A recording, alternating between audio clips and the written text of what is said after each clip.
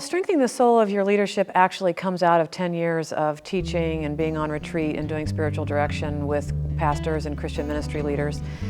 But actually it started before that. It started with my own journey as a leader and coming to a place in my own life as a leader where I began to realize that I was losing my own soul in ministry, that it's possible to be very successful, to look very successful, to have a lot of good things going on, and yet to be slipping away from your connection with God, the person who actually called you into ministry in the first place. We come into the ministry, we come into service of leadership of some sort because we really want to do something good in the world. We really want to make a difference, and sometimes the work becomes more important than the person of God himself, and it's very subtle when that happens. We work around the clock, we burn the candle at every end, and eventually we wake up one day and we realize how depleted we are. We realize that our own spiritual practices are missing.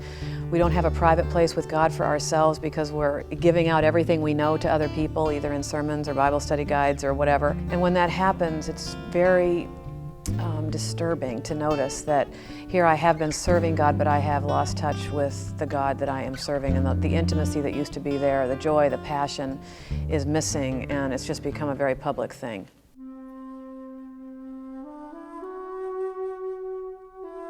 The book is structured around the life of Moses. Moses is a biblical character that we probably have the most full description of his leadership experience from the minute he was born until all the way through his death. Moses' experience is very realistic in terms of the real difficulties and challenges of leadership and the presence of God in the midst of his leadership. This is not primarily a book about leadership or an answer book about leadership, because I don't have all the answers. I don't think anyone does.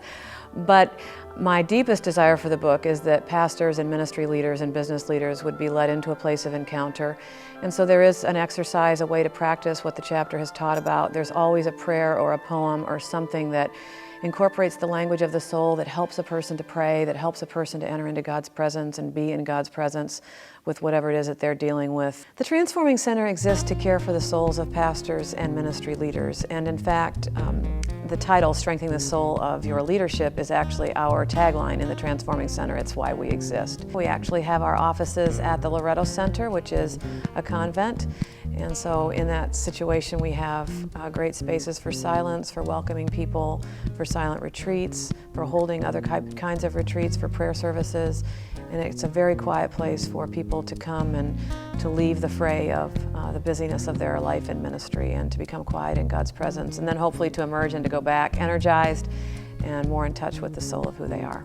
My heart's deepest desire for strengthening the soul of your leadership is that people would encounter God in the deepest parts of their leadership, those places where they have their deepest questions, the deepest challenges, even the deepest pain and hurt, that they would be able to enter in to an encounter with God through deeper awareness, through prayer, through practice, and that they would walk away from any given chapter saying, I was able to meet with God in the context of this chapter, in the context of this practice.